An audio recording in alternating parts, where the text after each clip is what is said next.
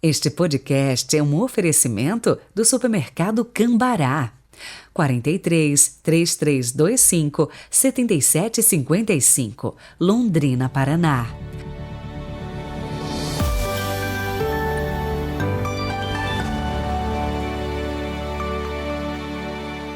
Terça-feira, 18 de janeiro de 2021. Sejam muito bem-vindos ao nosso podcast. E hoje começamos com uma frase de Santa Cecília, padroeira dos cantores, martirizada. Ela dizia assim: nenhuma mão profana pode tocar-me, porque um anjo me protege.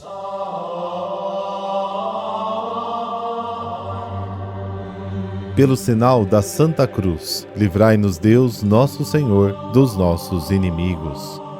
Senhor Jesus Cristo, luz verdadeira que iluminais a todos os seres humanos para salvá-los, concedei-nos a força de preparar diante de vós os caminhos da justiça e da paz. Amém. O evangelho de hoje é de Marcos, capítulo 2, versículos de 23 a 28. O Senhor esteja convosco, Ele está no meio de nós. Proclamação do Evangelho de Jesus Cristo segundo Marcos. Glória a vós, Senhor. Jesus estava passando por uns campos de trigo em dia de sábado. Seus discípulos começaram a arrancar espigas enquanto caminhavam. Então os fariseus disseram a Jesus: olha, por que eles fazem em dia de sábado o que não é permitido? Jesus lhes disse: por acaso nunca lestes o que Davi e seus companheiros fizeram quando passaram necessidade e tiveram fome? Como ele entrou na casa de Deus no tempo em que Abiatar era sumo sacerdote, comeu os pães oferecidos a Deus e os deu também aos seus companheiros? No entanto, só aos sacerdotes é permitido comer esses pães? E acrescentou: o sábado foi feito para o homem, e não o homem para o sábado. Portanto, o Filho do Homem é Senhor também do sábado. Palavra da salvação. Glória a vós, Senhor.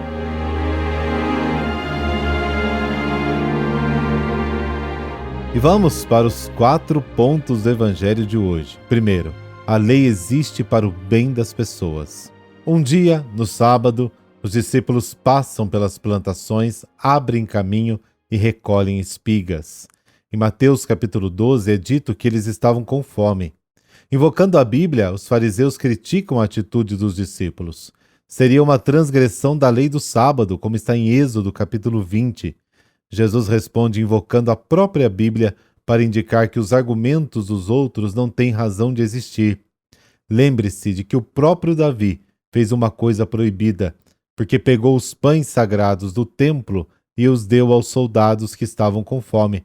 1 Samuel capítulo 21. E Jesus termina com 2 frases importantes.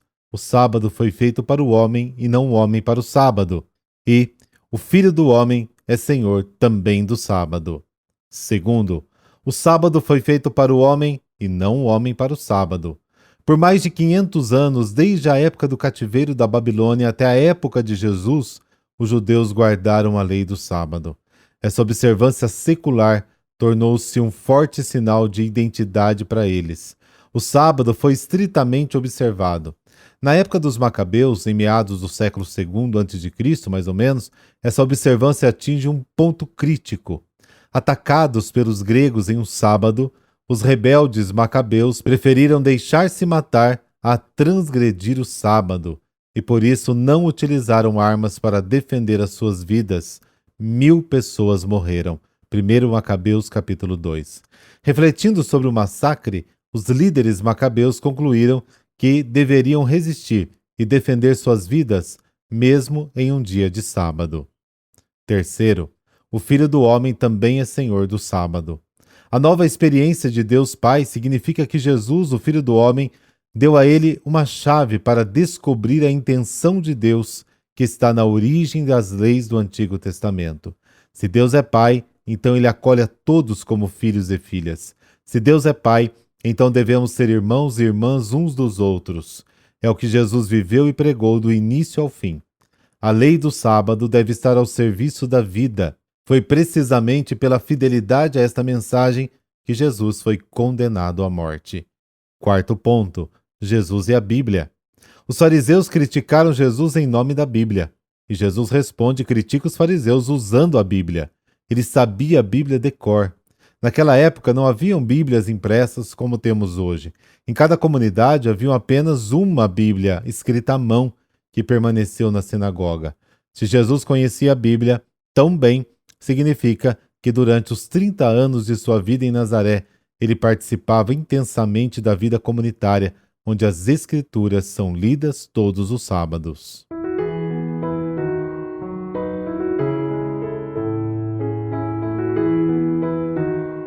Santa Margarida da Hungria.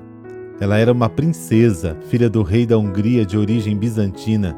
Nasceu em 1242, logo foi batizada, pois os reis eram fervorosos cristãos. Aos 10 anos, o casal real a entregou para viver e ser preparada para os votos religiosos. Depois de 2 anos, fez a profissão de fé e em 1261 tomou o véu definitivo, entregando seu coração e sua vida a serviço do Senhor. Tinha especial devoção pela Eucaristia e a Paixão de Cristo. Ela foi um exemplo de humildade e virtude para as outras religiosas. Rezava sempre e fazia muitas penitências. Margarida, ainda que fosse princesa, não teve uma formação intelectual primorosa. Sua instrução se limitou ao conhecimento primário da escrita e da leitura. Ela pedia que lhe lessem as Sagradas Escrituras e confiava sua direção espiritual ao seu confessor. Amava a pobreza e nada possuía de seu. Sua vida contemplativa a fez receber o dom das visões. Ela se tornou uma das grandes místicas medievais da Europa, respeitada e amada pelas comunidades religiosas, pela corte e pela população. Morreu no dia 18 de janeiro de 1270. Ó Deus de misericórdia e de bondade, compadecei-vos de todos os que sofrem, os que choram, os que passam por duras provações. Eu vos peço, Senhor, fortalecei-os na fé, para que busquem vossa vontade e estejam dispostos a acolhê-la. Por Cristo nosso Senhor. Amém. Abençoe-vos o Deus Todo-Poderoso, Pai, Filho, Espírito Santo. Amém. Boa terça, nos falamos amanhã.